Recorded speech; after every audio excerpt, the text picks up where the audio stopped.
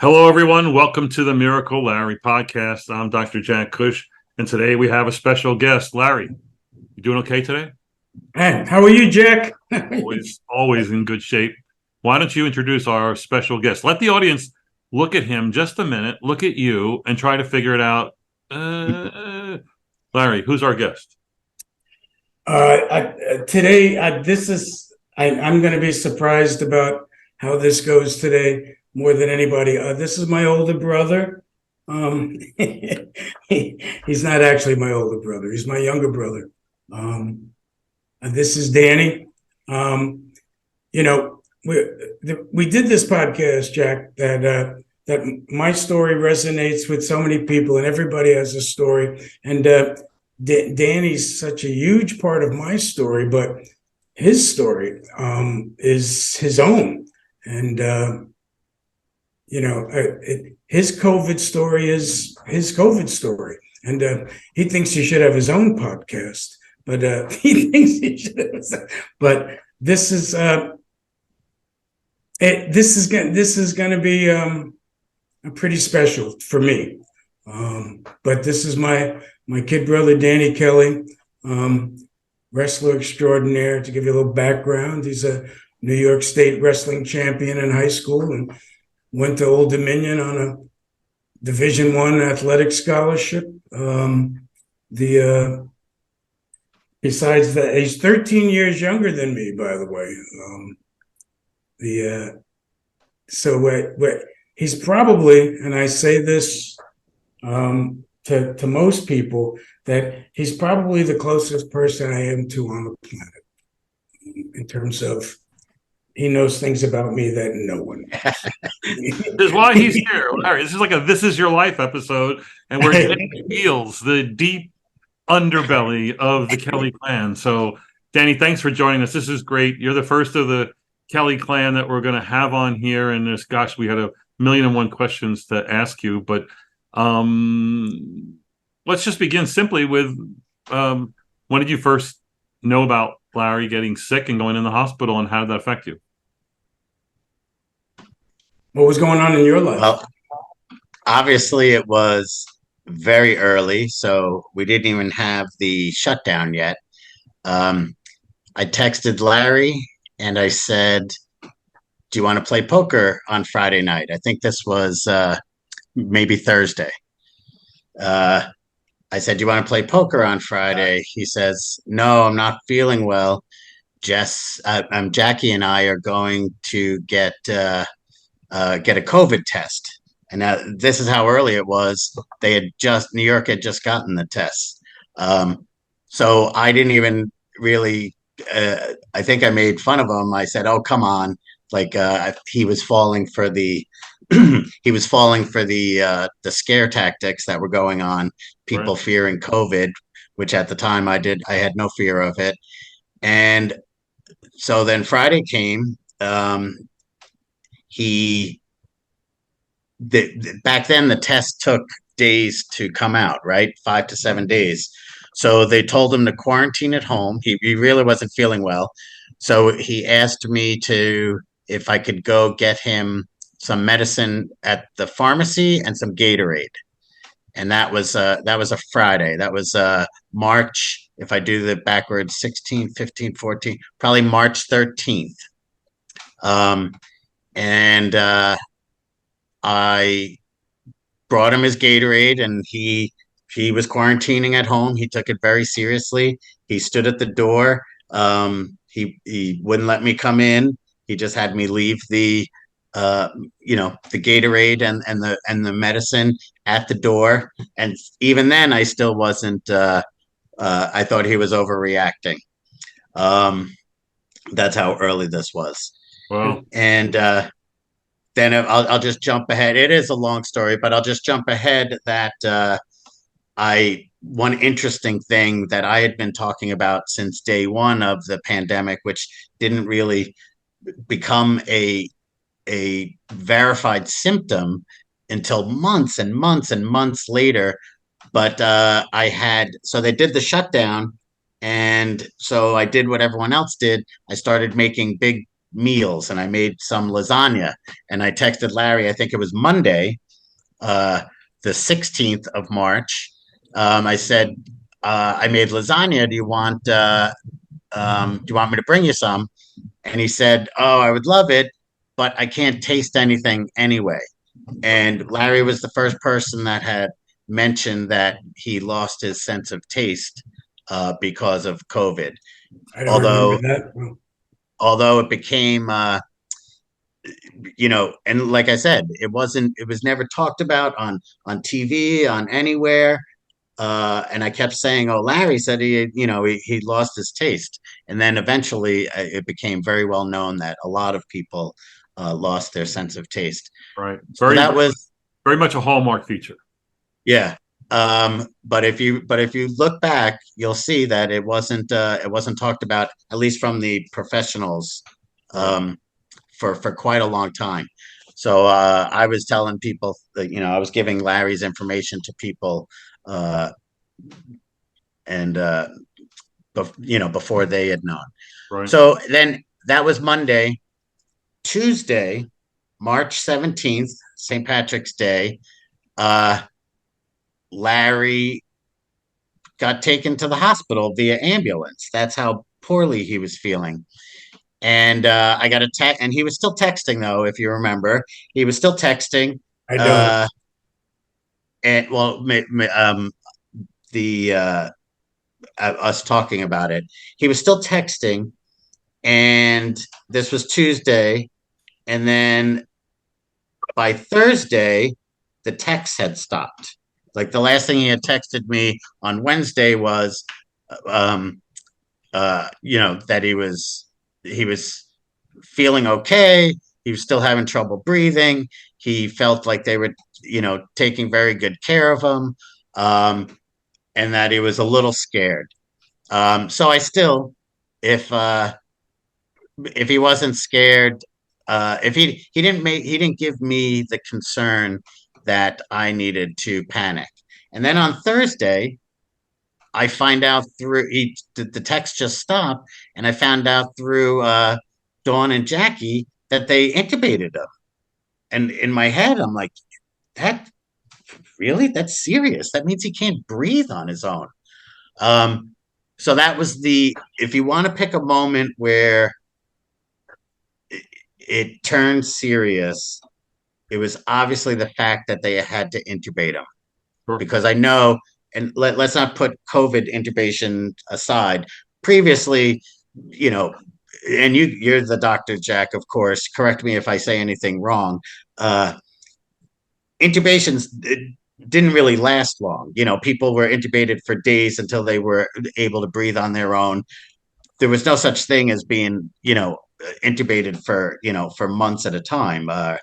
Um, Let me just stop you there and yeah. verify what you said. And that when this happened, I told both Jackie and Dawn and the other Danny, Larry's friend, and other friends, we're going to find out in 3 days how he's going to do. Because usually intubation is something you do to get someone over the hump while you're supporting them, turning them around. And there are people who stay intubated for years and months and whatever. But generally, you go into an ICU, you get intubated. It's the beginning of a 3 to 7 day scenario. Many of those scenarios don't end up well, meaning the person dies. And so ICU, intubated, bad risk factor. Oh my God, COVID? It's even like, we got a 50% chance of dying at this point. But when I told them we're going to know in 3 or 4 days, I was like so wrong. I was not even close to being correct. Because my goodness, he was intubated for, what was it, 53 days? And a coma for most of that. And so, yeah, it was beginning of what we knew about COVID, and we knew nothing about COVID. And and they knew nothing, right?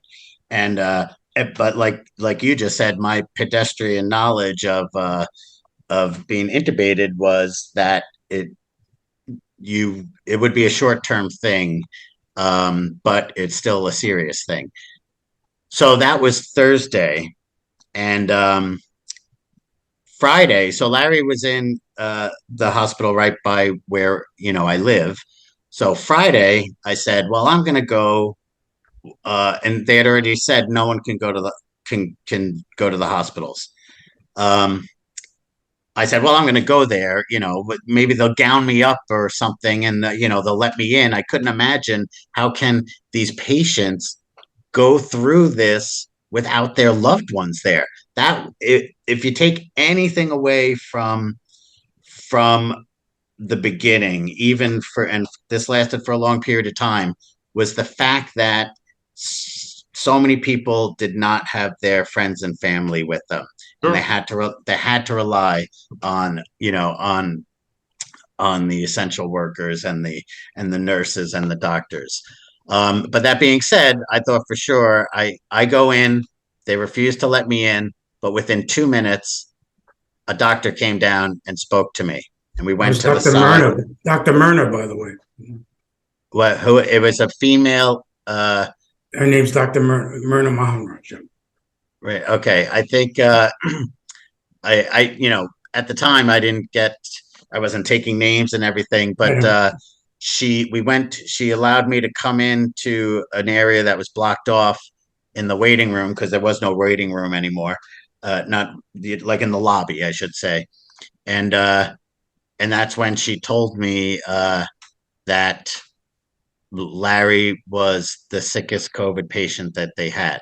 Now, I do understand that there was not a lot at this point yet. I mean, it tremendously came, but for her to say that about Larry at such a large hospital, um, that was also the next thing that made this Real. seem serious. Very real, very serious, very bad. So you got turned away, and you went away thinking, oh my God, I was just talking to him, talking about lasagna. And next thing, now I can't talk to him, and he's in the ICU and he's intubated. What are you thinking about as you go home and you don't know what your next step is? I Well, like I said, so we didn't officially have the lockdown yet. Actually, I think it came on. Maybe it did. I'm a little fuzzy about some places closed earlier than others, if you remember, Right. and then a lot of places, like when I worked at Yankee Stadium, you can't just walk away from it. Some people, managers, and some staff had to come in and basically close it, winterize it. So I was still going to work at the time, but by then, I was home, and my now wife, who was my girlfriend at the time, she she had decided to she didn't want to she wasn't feeling well either. So she came and stayed with me, and I was just telling her, like, this is serious with Larry. Now, another thing, Larry didn't want anyone to know. He said the last thing, actually, the last thing he texted me was, tell Michael not to put it on Facebook. Our brother Michael, who's very prominent on Facebook. Now, I don't want to turn this podcast into my thoughts about Facebook, but although I am on Facebook, I'm not a big fan of Facebook because I think it's just the way it's changed Sure. over the years. Right. Used to be a very wonderful thing that you could, share positive stories, and you could connect with childhood, people you haven't seen since kindergarten, and you've all of a sudden you could connect with them on Facebook. It really was a wonderful thing. So Larry said, "Don't tell Michael not to put it on Facebook." And he told me, if it's okay if I say this, Larry, he told me, "Oh, and don't tell anyone in my building." Uh, he didn't want anyone to know that he had COVID. I didn't want So Dawn and Jackie to be shunned. yes, exactly right. Yeah, or I I lived through the just AIDS like crisis. yeah, just like any poorly uh, understood disease, you didn't want people to have any negative thoughts. So at this point, I wasn't going to spread it around, but what I did was I I I I sent a text to about 20, key close people just to let them know what was going on. That Larry had COVID and he was intubated, and I don't have a lot of information. Uh, and I sent out that text. So that became like the beginning of my my my COVID experience. Right. Um, It was the beginning of the oh my God beginning, where you didn't know a yeah. lot and you were going to live day to day. So what happened in the next month and a half, more or less, is you know everyone's living at home, hanging on text messages and phone calls, looking for information. How did the Kelly family handle information about what was going on with Larry? Because it was a day to day ticker tape that was pretty bleak, pretty negative. It was I often said it was one step forward, two steps back. And how did you stay in touch or get in the loop on this? So each day, so as Dan, you know, before you go, I just want to say something, Jack. Dan had to wear two hats. One was his own experience, but he felt responsible for my family too. Dawn, Jackie, Jess. So I just wanted to throw that in there. Yep. Yeah, he And that, barreled by through the way, this while keeping an eye on. and I'm an Jack, I outside. won. I'm an I outside. won 8 minutes before he started crying. That's okay. Um, well, it's usually around 10, but The under over. The under over. The under over. Under over is 6. yeah. So, but as I'll echo that, Larry. Meaning, I'm the outsider who's getting information from the hospital and feeding it to the family, and also to Danny and a number of different calls. And yeah, Danny was very much there was a hierarchy of some decision making, and Danny did play that role of like, let me step in, let me have some say, let me be involved in this. I mean, everybody had a say, everybody had the same degree of ultra concern. But Danny, it seemed to me as the outsider that was the important role that you were playing for, especially Jackie and Dawn. Well, and I see that as well. You know, it's like when our mom was not doing well towards the end. Our sister Jen, my twin sister, she was dealing with it the most because she lived with, near close to my mother. Um, so obviously, I live closest to Larry. We live in the city together. For actually, you want to know what's crazy, Larry? September 11th is my 30 third year anniversary of when I came to the city because of Larry. September 11th always used to be my anniversary. Of course, now it has dual meanings. But this is the 33rd anniversary. I moved September 11th, 1990. I started at Steve McGraw's in New York. I plucked him out of college, and he had a job and an apartment. He had a job. Cool. Which is another great story. Well, let's stay on communication with the family. Right. So, the it was all via text and FaceTime at the time. So so the hospitals were only giving information sometimes only once a day, every 24 hours.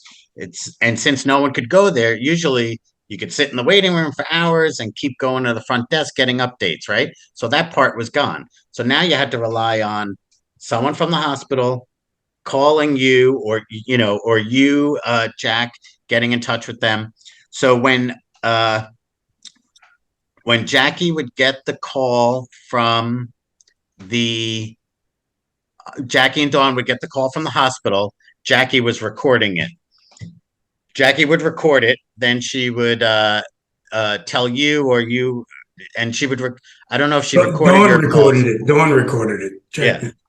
Yeah, Jackie and Dawn. Well, then they would play me the recordings, and then Jackie would tell me her interpretation of it, and Dawn would tell me her interpretation of it, and then I would make my own interpretation of it also from talking to you, Jack, and from listening to what the doctor said, and then I would put that in a text update, and that's when that started.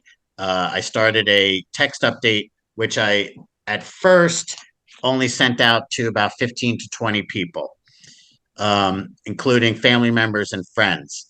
What I didn't know, Jack, was that those people were in turn sending it to 10 other people, and then that those 10 people were in turn sending it to 10 other people. So I had no idea how quickly this was being communicated. Yeah, and it was very much a wildfire. When again you had this responsibility.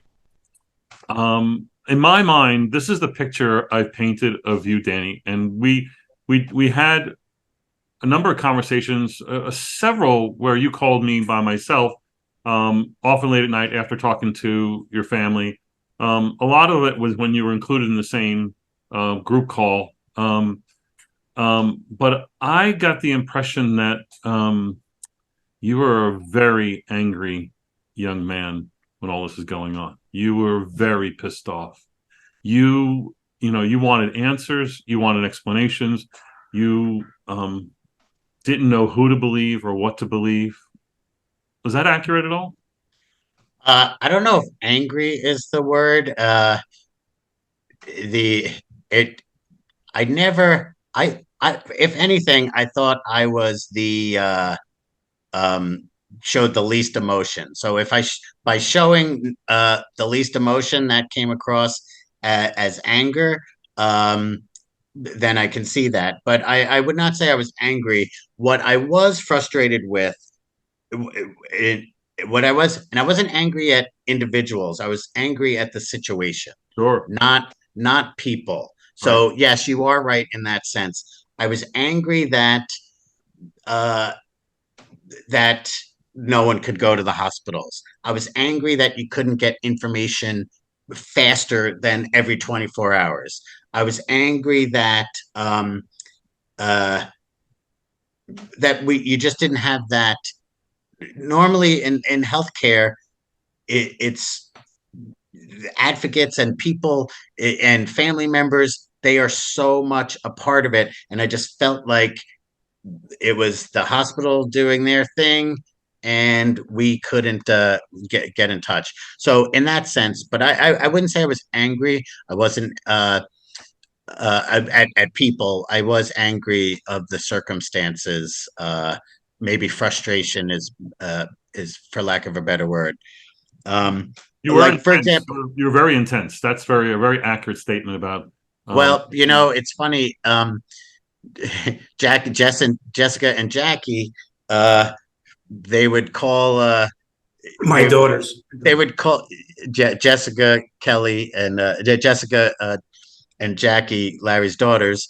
Um, they would call my twin sister, rather call my twin sister instead of me because I never cried and they wanted someone to cry with. So it wasn't so I could see that my trying to be the strong one may have come across, but I don't like the word that angry other than at the situation. Um, for example, Jack, tell me if I'm wrong on this. This is a memory that I have. Uh, so Larry finally gets transferred to the new Jewish home, right? Uh, where It's did you Waverly. get the where did you get the tracheoscopy at the new Jewish home, right? No, no, no. No, At no, Mount No, Sinai. at the the one downtown, right? No, no, no, no, The no. middle one. The You, first, You had your tracheostomy done in the hospital before they transferred you to Before they transferred me to LTAC Beth unit, Israel. Beth Israel. Beth Israel. respiratory care thing, and that's where he went downtown. Right, Yeah. that's Beth Israel. But they didn't do it. See, that's where you guys are wrong, because they were supposed to do it, and then they transferred them, and they never did it, I believe. No, And doctor. I know the doctor who did it. He's at 13th Street then. 113th But Street. let me just clarify. He's the one that did the trick. It's really not important, but what Danny is saying is true in that those days when Larry was really still not doing well, but had awakened, and they were going to need a long-term trach to do this. It was going to be done. It wasn't going to be done. There was a lot of confusion about that. And I thought it was done before they transferred, but like Danny, you're saying, it could have been done after they done it. But there was a lot of, and this was very maddening for me, and also I think for you and the family. right, and this is the point I wanted to make, and tell me if you think I'm wrong here. Jack, can you see me? I'm sorry. No, you're off just cam. went out. So How do I get on? Just turn the cam back on. You Click on the camera. bottom left corner. He's so technically savvy. There he goes. Don't touch any buttons, for God's sake. My God. So correct me if I'm wrong, or if you think I'm wrong. So in my recollection, they were supposed to do it before they transferred them.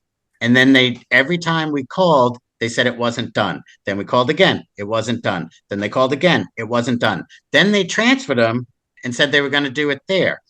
So either way, it doesn't matter. Every time for 3 days. I can tell you, Dan, that it was done at the very first place because Dr. Myrna was there and Dr. Raymond was the one that did the trach. It was an emergency trach. It was done rapid, and then they sent me downtown. But okay. It was done. I have pictures on my phone from you at the second place. It doesn't matter. Let's go on. So anyway, the point is, from what I was gathering, the reason why it wasn't done, but they had never said to us, is because, so if a doctor won't just do a procedure just for the sake of doing it, right? If he feels that it has no chance of helping the patient, and it almost was like that whoever was supposed to do that procedure didn't think Larry had a chance, so he didn't do the procedure. Right, and we've covered that actually in the podcast elsewhere, where that they didn't want to do it and they did it, and it was part of the miracle story and all that kind of stuff. So yeah. Okay, so my recollection is correct. Yes. In a sense, at least the part about maybe they didn't do it because they didn't think that it was worth doing. Well, he thought I was gone. No, the surgeon was a Red Sox fan, and that was the end of your story. You know, they had to find a Yankee fan. So let me ask you this, Danny. That okay. You and Larry have lots in common, and you're incredibly close. Not just family, and growing up together, living in the city together, doing things together. You know, sports is big. You're both big baseball fans and whatnot. You both play poker together regularly. You both really enjoy that. That's kind of what the Kelly boys are known for. You know, this is a story of Miracle Larry. Can you paint a story of Lucky Larry, and that's why he lived? I don't think Larry was lucky. I think it was him that got through this. I don't think luck was involved. I think a lot of because think about it. I've seen people give up before, and he did not give up. Right. And I think that's the difference between luck and people, that certain people survive certain things and certain people don't. And it's not because of luck, it's because of who that person is. If anyone was going to beat it to tell a story later, everyone said it was gonna be Larry. It wasn't looking good, I'll admit that. But with all the crazy things that just kept coming one after another, and and that's why, listen, the people that treated him were fantastic. The people on the outside that this is what I wanted to say. Sorry to backtrack. The thing about Facebook, it finally got to the point where I honestly believed, even though the last thing Larry said to me was he doesn't want it on Facebook, I honestly believed the more people that prayed for him, the better. And there's nothing that reaches more people than Facebook. And from the first moment we finally, I think one of my cousins put something just about, because they would ask me, can I put something on Facebook? And I would say, no, Larry doesn't want it on Facebook. And they would just put something vague like, pray for my cousin Larry. So by that point, we finally, we finally put it on Facebook. And that's where I believe so many more people ended up praying for him. And social media played a part in that. But it was really, Hey, Dan, that's what I was going to ask though. What kind of time frame? When did you start putting a bunch of stuff on Facebook? Well, do you remember Facebook. the time Remember, frame? it was after I could go and I don't have all the dates, Right. memorized like I used to when this was going on. But it was pretty, it was long into it, meaning that you had my text, update. I think you finally were awake. And when we got to use the Zoom, Jack, at the hospitals, uh, Zoom and FaceTime, we were on every day with Larry before he could even talk. Yeah, but I have some of your long stuff before I actually opened my eyes. Before Easter, yeah, but I don't think it's on. I don't posting think about it the was. seizures. You're posting about, Yeah, I don't think I was posting about that. I think that was my yeah. text. Remember? So then uh, okay, yeah, okay, you're right, Larry, because we needed more people involved in prayer. So we made it, even though your last wishes were don't put it on Facebook. My brother Michael, my your last wishes, your dying wish. um, Don't put it on Facebook. uh, So by putting it on Facebook, you live. See, it's yeah, see, Larry. I know. So Thank you God owe you it all didn't to listen to that. you owe it all to I thought I was coming home in a week. I thought I was coming Facebook. home in a week. Yeah. So one of my texts, Jack, my text updates, my brother Michael took that update and Right. posted it. He posted, yeah. That's what I And was going to then, say. You may have and written it to me that's in text. and He that took your text and put yeah, it. and then that way, yeah, because I was, like you said, it wasn't me. Uh I was allowing Michael to do it. But after that, that kind of opened the doors that it was okay to Yeah. talk about it on Facebook. okay. So I want to ask next, Danny. Can you remember when Larry wasn't doing well, and before he woke up on Easter Sunday? And I know you talked to a lot of all his friends, all your friends, family members. You know, the guy that owns the dive bar. You know, you had all these conversations trying to talk out what was going on with your brother who was critically ill. Is there any? Can you remember a quote from someone that was particularly prescient? Someone that changed your thinking, that really either gave you hope or changed your thinking about what was going on? That's an interesting question. I I I can't remember a specific quote, but I do have to tell you, and I know uh, I, I give you a lot of praise, Jack, but you were the it was your words when we would talk after I would listen to the doctors that I got the most out of, meaning and that's how I tried to make the text. You were very professional. You didn't you didn't try to raise our hopes, right? You were very forthcoming, and I think that the people that I spoke to, they didn't give me any specific words that I remember, but what they did do is they were always positive. There was no one that I spoke to that that showed any negativity, Well, right? yeah, They and I think what that meant was they all knew Larry, and they said, "Hey, if anyone's going to come through this, your brothers. We're praying right. for them." That's what people were telling me too. That's what they said. I can't tell you people that I hadn't spoken to in years. Uh, were reaching out. Um, when Larry got released and I did the Facebook live, um, I got more. Even though I made it public so anyone could follow it, I got more friend requests for that day because people wanted to follow because they couldn't be there.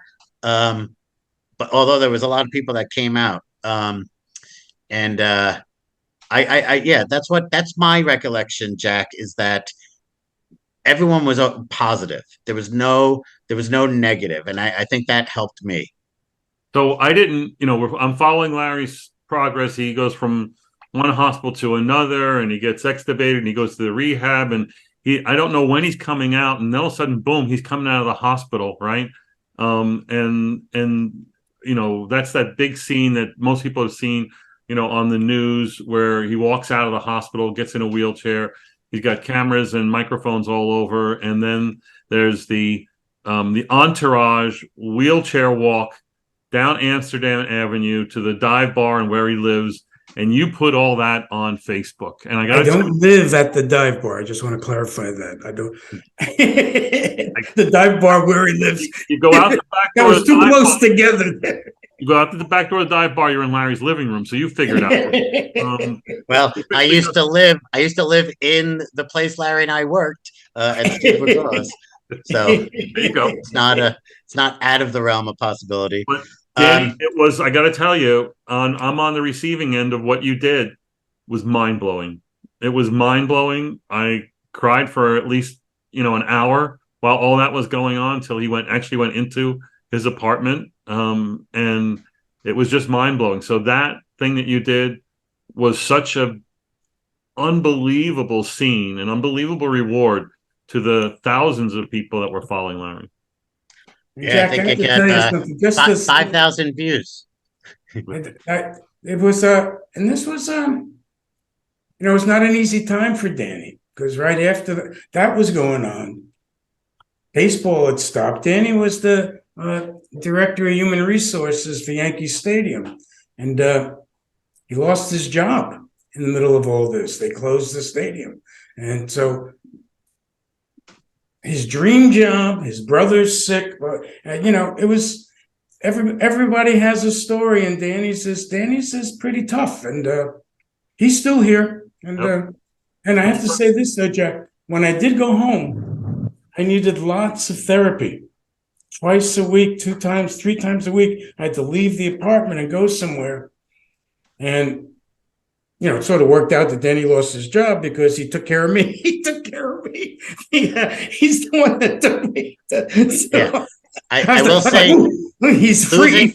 Losing the job wasn't as heartbreaking because I was going through this with Larry. There was more important things. But one thing we didn't even bring up on the podcast that I gave Larry the name Miracle Larry. That should have been your first question. That's And do you? In my mind, you did that by slapping a sign on the window of the dive bar, "Go Miracle Larry." But how did it really happen? It was in one of the texts. So, like I said, he hashtagged. I don't know what a hashtag is, so I didn't hashtag it. Other people did. I don't know how to use hashtags, or I'm not very savvy with Instagram and things like that. But uh, so as the That's text, the pound sign. That's yeah, as the text became a bigger thing, because now I was sending it to probably about 110 people who, like I said, in turn were sending it to other people who in turn were sending it to other people. The text became, and then I ended one of the texts with, when it wasn't looking too good, um, with basically, "Come on, Miracle Larry," and everyone picked up, because at the time people were using different, like, the LGM for "Let's Go Mets" hashtag. People were doing "Let's Go Larry," and then all of a sudden, "Miracle Larry." I just ended a text with that once, and then people on Facebook and social media started calling him, started using that in their in comments. whatever, in their responses, and in their on their pages and things like that. So that's where it started. It was a text, and that's where, you know, Lee from the dive bar. That's where um, he got Miracle Larry from the text, Yeah. and then from other people posting it. So Larry, this means But Danny's got credit for it. The New York Times gives him credit for calling me Miracle Larry. so all those Miracle Larry T-shirts, Danny. No, I already trademarked it. Sorry. Yeah. But so yeah, but I don't know. He's documented the original source here. This is going to be. Stay tuned, folks, as we go to the People's Court. Judge Wapner will actually rule on which Kelly is right. Gentlemen, this has been a great podcast.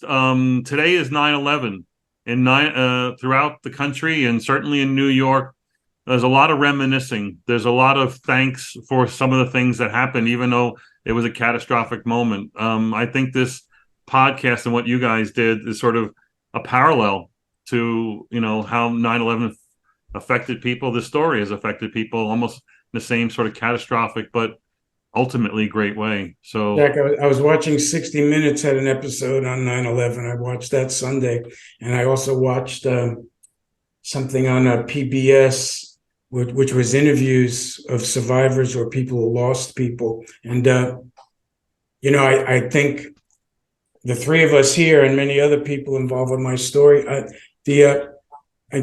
similar comments from the survivors, and the feelings they have for the people that didn't survive, or COVID itself, or the parallel. I've always made it the parallel of the terrorist attack on 9/11 and the COVID attack worldwide on the planet are not dissimilar. And actually, COVID killed more people. So I use that analogy a lot.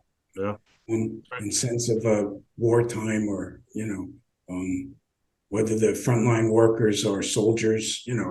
It's the parallel is very similar. Danny, thanks so much for joining the podcast, and thanks so much for all you did in Larry's story, which is just as important as anyone else that's in this story. So you get last say.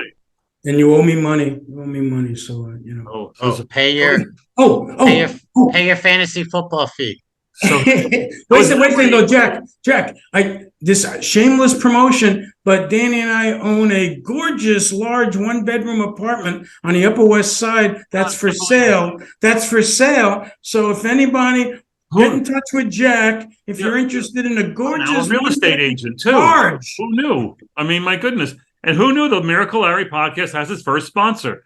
Pay an advertising fee, buddy. Okay. All right, guys. Thank you.